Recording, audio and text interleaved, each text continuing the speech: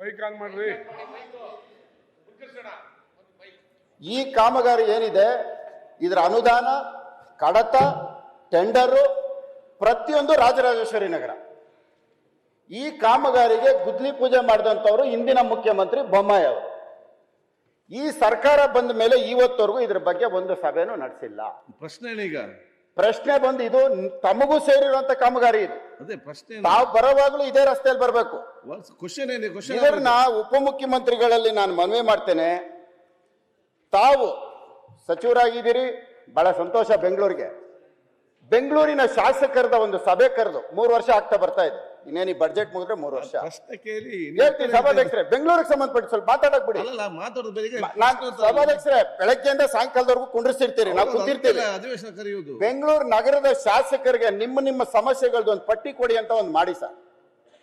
ಒಂದು ಗಮನ ಕೊಡಿ ಸರ್. ನಮ್ಮ ಕಡೆ, ನನ್ನ ಕ್ಷೇತ್ರದಲ್ಲಿ ಇಂಥ ಬ್ರಿಡ್ಜಸ್, ಅಂಡರ್ ಪಾಸು ಎಲ್ಲಾ ನಿಂತಿದೆ.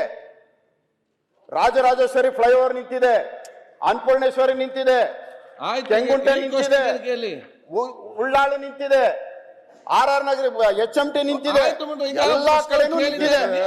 ಪ್ರಶ್ನೆ ಕೇಳಿಸ್ತೇ ಸಾಕು. ಅಧ್ಯಕ್ಷರೇ, ನಾನು ಉತ್ತರ ಕೊಡೋದು ಮುಂದರಾಜು ಪ್ರಶ್ನೆ ಕೇಳೋದು. ತಾವು ದಯವಿಟ್ಟು ಕೂತ್ಕೊಳ್ತೀರಾ? ಒಂದು ಫುಟ್ಪಾತ್ ಅವ್ರದ್ದು, ಒಂದು ಫುಟ್ಪಾತ್ RR ನಗರ. ಈಗ ಒಂದು ಫುಟ್ಪಾತ್ ಅವ್ರದ್ದು, ಒಂದು ಫುಟ್ಪಾತ್ RR ನಗರ. ಬಂದು ಮುನ್ರಾಜ್ ಕೇಳಿದ್ದಾರೆ. ಬೆಂಗಳೂರು ಗೊತ್ತಿದೆಯೋ ನನಗೊಂದು ಕಾಲ್ ಭಾಗ ಗೊತ್ತಿದೆ. ತಾವು 28 ಜನನು ತಾವು ಗೊತ್ತಿದೆ ಅಂದೆ. ಅವಕಾಶ ಕೊಟ್ಟಿದೆ. 28 ಜನನು ತಮ್ಮ ಮಕ್ಕಳೇ. ಆಯ್ತು, ಎಲ್ಲರನ್ನು ಒಟ್ಟಾಗಿ ನೋಡಿ. ಆಯ್ತು ಇವ್ರೆ. ಮುನ್ರಾಜು ಆದ್ರೇನು, ಮುನಿರತ್ನ ಮುನಿರತ್ನನು ಒಂದೇ, ಮುನ್ರಾಜು ಒಂದೇ. ಮಿಸ್ಟರ್ ಮುನಿ ಸರ್, ಫಸ್ಟ್ ನಾನು ಮುನ್ರಾಜುಗೆ ಉತ್ತರ ಕೊಡ್ತೀನಿ, ಓಕೆ, ಆಮೇಲೆ ಮಾತಾಡೋಣ. ಓಕೆ, ಕೊಡಿ ಸರ್. ಅಣ್ಣ, ನಿಮ್ದಾದ್ಮೇಲೆ ನನ್ಗೆ ಉತ್ತರ ಕೊಡ್ತಾರೆ, ಬಹಳ ಸಂತೋಷ ಅಣ್ಣ. ಕೂತ್ಕೊಳ್ಳಿಗ ಕೇಳಿದೀನಿ. ಅದು ಮತ್ತೆ ಉತ್ತರ ಉಪಮುಖ್ಯಮಂತ್ರಿಗಳು ಕೊಡ್ತಾರೆ. ಪೂರ್ತಿ ರಸ್ತೆ ಅಂಡರ್ ಪಾಸ್ ನನ್ನ ಕ್ಷೇತ್ರಕ್ಕೆ ಬರ್ತದೆ. ಉಪಮುಖ್ಯಮಂತ್ರಿ ಎಡಗಡೆ ಫುಟ್ಪಾತ್ ಆದ್ರೆ ಎಲ್ಲರಿಗೂ ಅನುಕೂಲ ಅನ್ನೋ ದೃಷ್ಟಿಯಿಂದ ಕೇಳಿರ್ಬೋದು. ಬಟ್ ನನಗಿದು ಬಹಳ ಅವಶ್ಯಕತೆ ಇದೆ. ಅದಕ್ಕೋಸ್ಕರ ನಾನು ಅಧ್ಯಕ್ಷರೇ 25 ಪ್ರಶ್ನೆ ಹಾಕಿದೀವಿ, ಒಂದು ಪ್ರಶ್ನೆ ಸ್ಟಾರ್ ಬಂದಿದೆ. ಅಲ್ಲ, ಒಂದು ಪ್ರಶ್ನೆ ಸ್ಟಾರ್ ಆಗಿದೆ. ಗಮನ ಸೆಳೆಯೋ ಸೂಚನೆ ಕೇಳಿದ್ರೆ ಗಮನ ಸೆಳೀರಿ ಅಂತೀರಾ? ಏನ್ ಹೇಳ್ಬೇಕು ನಾವು ಸಮಸ್ಯೆನ? ನಮ್ಮ ಕ್ಷೇತ್ರ ಸಮಸ್ಯೆ ಇಲ್ಲ ಹೇಳಿದೆ ಸುಮ್ಮನೆ ಕೂತ್ಕೊಂಡಿದ್ರಿ. ಅದೇ ಪ್ರಶ್ನೆ ಮತ್ತೆ ತಾವು ಕೇಳ್ತಾ ಇದ್ರಿ, ಉತ್ತರ ಕೊಡೋದು ಬೇಡವಾಗಾದ್ರೆ ಪಡೆದಿದ್ರೆ ಹೌದು. ನೀವು ಸದನದಲ್ಲಿ ನಾನು 3ನೇ ಸಾರಿ ಬಂದಿರೋದು. ಯಾರ್ಯಾರು ಏನೇನು ವಿಷಯದ ಮೇಲೆ ಎಷ್ಟೆಷ್ಟು ಸಾರಿ ಮಾತಾಡಿದ್ದಾರೆ ನಾನು ನೋಡಿದ್ದೇನೆ. ಅಲ್ಲಿ ಕೂತಾಗ ನಾನು ರಮೇಶ್ ಕುಮಾರ್ ಅವರು, ಕಾಗೋಡು ತಿಮ್ಮಪ್ಪನವರು ಸರ್ಕಾರಕ್ಕೆ ಯಾವ ರೀತಿ ಕಿವಿ ಅಂತ ನೋಡಿದ್ದೇನೆ. ನೀವೊಮ್ಮೆ ಪ್ರಶ್ನೆ ಕೇಳಿದ್ರೆ ಪ್ರಶ್ನೆ ಕೇಳಿದ್ರೆ ಉತ್ತರ ಕೊಡ್ತೀರಿ ಅಂತ ಹೇಳಿದ್ರೆ ನಾನು ಹೇಳಿದ್ದು ಒಂದೇ ನಿಮಿಷ. ನಾನು ಹೇಳಿದ್ದು ರಸ್ತೆ ಅಂಡರ್ ಪಾಸ್ ನಮಗ್ ಬರ್ತದೆ, ಫುಟ್ಪಾತ್ ಅವ್ರಿಗೆ ಬರ್ತದೆ ಅಷ್ಟೇ. ನೀವು ಮಾತಾಡಕ್ಕೆ ಬಿಡಲ್ಲ ಅಂತೀರಾ? ಅದಲ್ಲ ನೋಡಿ, ಪ್ರಶ್ನೆ ಕೇಳಿದ್ರೆ ಹೌದು ಅಧ್ಯಕ್ಷ, ಪ್ರಶ್ನೆ ಕೇಳಿದರೆ ಉಪಮುಖ್ಯಮಂತ್ರಿಗಳು ಕೊಡ್ತಾರೆ. ನಮ್ಮ ಮಧ್ಯೆ ನಿಮ್ದು ಟೈಮ್ ವೇಸ್ಟ್ ಆಯ್ತು. ಏನಿಲ್ಲ ಅಧ್ಯಕ್ಷೆ, ಮುನ್ರಾಜ್ ಅವರು ಏನು ಪ್ರಸ್ತಾವನೆ ಮಾಡಿದ್ದಾರೆ, ಪ್ರಶ್ನೆ ಕೇಳಿದ್ದಾರೆ, ಅದು ಇರೋ ವಾಸ್ತವಾಂಶ ಅವ್ರು ಹೇಳಿದ್ದಾರೆ. ಹಿಂದೆನೆ ಇದು ಆಗಿದೆ. ಅದು PJB ಅನ್ನೋ ಒಂದು ಕಾಂಟ್ರಾಕ್ಟರ್ ಕೊಟ್ಟಿದ್ದೀವಿ. ಅಲ್ಲೇನಾಗಿದೆ, 57 ಕೋಟಿ ರೂಪಾಯಿ ಅನುದಾನದಲ್ಲಿ ಅವರು 2021ರಲ್ಲಿ ಇದನ್ನ ಈ ಕೆಲಸನ ವಹಿಸಲಾಗಿತ್ತು. ಇನ್ನು ಈಗ 48 ಜನ ಮಾಲೀಕರಿಗೆ ಕಾಂಪನ್ಸೇಷನ್ ಕೊಟ್ಟಿದೆ. ಒಟ್ಟು 85 ಕೋಟಿ ರೂಪಾಯಿ ವೆಚ್ಚದ ಕಾಂಪನ್ಸೇಷನ್ ಕೊಡಬೇಕು, ಬಿಡುಗಡೆ ಮಾಡಲಾಗಿದೆ. ಒಟ್ಟು 139 ಕೋಟಿ ರೂಪಾಯಿ ಇಲ್ಲಿ ಅಂದಾಜು ಮಾಡಲಾಗಿದೆ ಭೂ ಸ್ವಾಧೀನಕ್ಕೆ. ಇಲ್ಲಿ 26 ಜನ ಅವರ ಪ್ರಾಪರ್ಟಿಗಳನ್ನ ಕೊಡಬೇಕು. ಅದಕ್ಕೊಂದು 53 ಕೋಟಿ ರೂಪಾಯಿ ಲೆಕ್ಕ ಹಾಕಿದೆ. ಇಲ್ಲ TDR ಕೊಡಬೇಕು, ಇಲ್ಲ ಪೇಮೆಂಟ್ ಕೊಡಬೇಕು.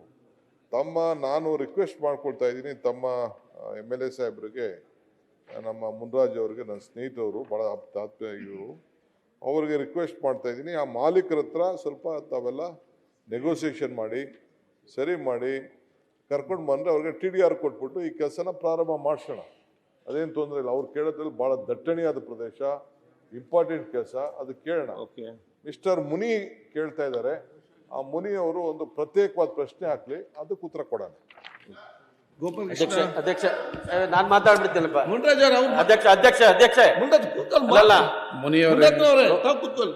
139 ಇತ್ತು. ಅದರ ಮೇಲೆ 85 ಕೋಟಿ ರೂಪಾಯಿ ಪರಿಹಾರ ಕೊಟ್ಬಿಟ್ಟಿದ್ದಾರೆ. ಇನ್ನು ಉಳಿದವ್ರಿಗೆ 26 ಜನಕ್ಕೆ ಪರಿಹಾರ ಕೊಡದೆ TDRಗೆ ಇವತ್ತು ಒಪ್ಸಕ್ಕಾಗಲ್ಲ. ಉಪಮುಖ್ಯಮಂತ್ರಿಗಳೇ, ಹಣ ಇಟ್ಟಿದ್ದಾರೆ, ಹಣ ಬಿಡುಗಡೆ ಆಗಿತ್ತು. ಆ ಹಣನ ಕೊಟ್ರೆ ಸಾಕು, ಬೇರೆ ಯಾವ್ದು ಬೇಡ. 26 ಜನ ರೆಡಿ ಇದ್ದಾರೆ ಕೊಡಕ್ಕೆ. ಒಂದು ಸಪರೇಟ್ ಮೀಟಿಂಗ್ ಮಾಡ್ತೀನಿ, ಆಫೀಸರ್ಸ್ ಕರ್ಸ್ಬಿಟ್ಟು ನಿಮ್ಮ ಸಮ್ಮುಖದಲ್ಲಿ ಒಂದು ಮೀಟಿಂಗ್ ಮಾಡೋಣ.